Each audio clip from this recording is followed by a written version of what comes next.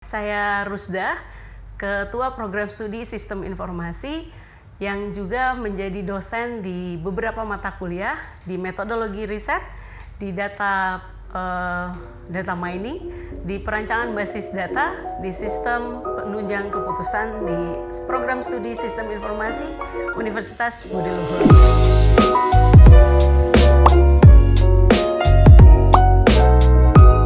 Hai Blutizen, pada kesempatan kali ini saya ingin menyampaikan beberapa tips ya untuk mencari jurnal yang bermutu tapi tentunya juga gratisan ya. Nah, ini kan penting banget loh ya buat mahasiswa. Secara mahasiswa datanya perlu yang baik tetapi juga harusnya gratisan ya. Ini terutama khusus bagi kalian para pejuang skripsi dan juga pejuang KKP. Sebelumnya kita harus cari tahu dulu kenapa sih kita harus perlu cari jurnal yang baik gitu ya. Nah, di bab 1 kita itu penting banget kita sampaikan di poin latar belakang untuk cari tahu mengapa riset kita ini masih penting dilakukan. Jangan sampai kita risetnya abal-abal gitu ya. Jadi kita perlu mencari supporting jurnal yang tentunya sangat baik. Kenapa saya bilang baik? Harus dari jurnal-jurnal yang bereputasi ya, baik internasional maupun juga nasional. Nah, selain itu, kita kan juga perlu menyampaikan kelebihan dan kelemahan sebuah metode ya. Mengapa kita pilih metode X, mengapa kita tidak memilih metode Y gitu ya. Lalu kita perlu cari tahu juga mengapa teman-teman peneliti sebelumnya melakukan penelitian menggunakan metode tersebut. Kelemahan, kekurangannya itu bisa kita cari tahu melalui jurnal-jurnal yang sudah terbit sebelumnya. Kemudian di bab 2 tentunya itu harus banget kita tahu apa yang disebut dengan state of the art ya. Jadi posisi penelitian terkait dengan metode yang kita gunakan itu sudah sampai mana. Itu juga bisa kita cari tahu melalui jurnal-jurnal yang bereputasi. Kemudian di bab 3 itu juga penting kita bisa cari tahu supaya kita tidak salah ya. Artinya gini, ketika kita melakukan pengolahan data, let's say kita melakukan pengolahan data, mengapa orang melakukan preprocessingnya menggunakan teknik X pada data yang misalnya kategorikal?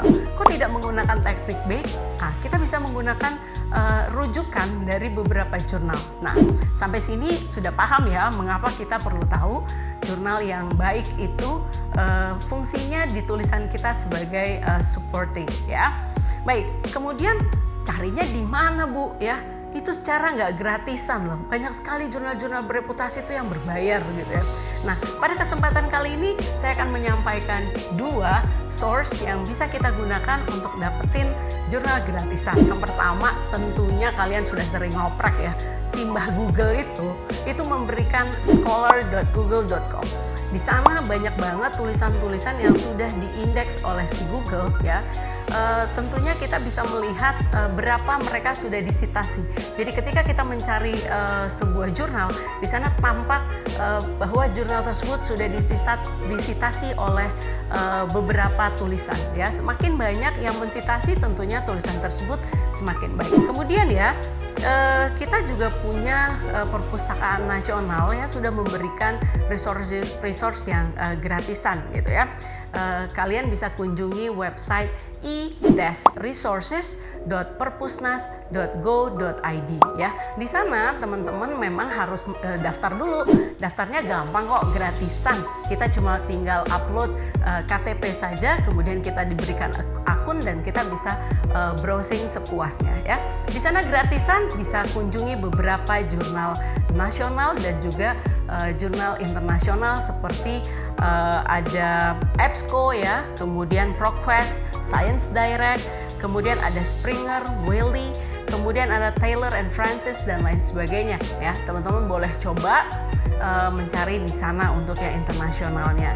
Untuk nasionalnya yang terindeks INTA 1, 2, 3, 4 dan seterusnya, kita bisa masuk ke Garba rujukan digital punyanya Indeksasi Indonesia, yaitu di website garuda.ristekbrin.go.id ya. Teman-teman bisa langsung browsing sesuai dengan keyword. Nah, keyword itu penting banget. Kenapa saya bilang penting? Untuk mencari jurnal yang pas dengan sesuai dengan topik penelitian kita. Kita tuh wajib banget cari tahu keyword yang pas ya. Nah, gimana caranya kita mencari keyword yang pas ya teman-teman?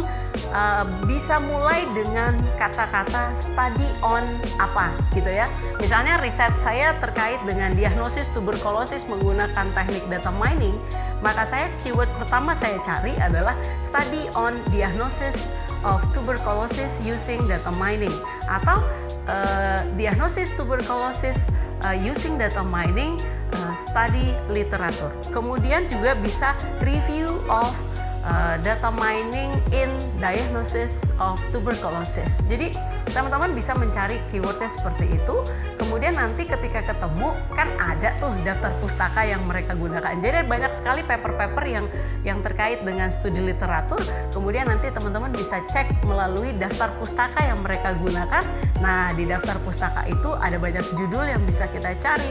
Sampai di sini itu tips mencari paper bereputasi yang juga tentunya gratisan. Itu aja dari saya. Salam budi luhur.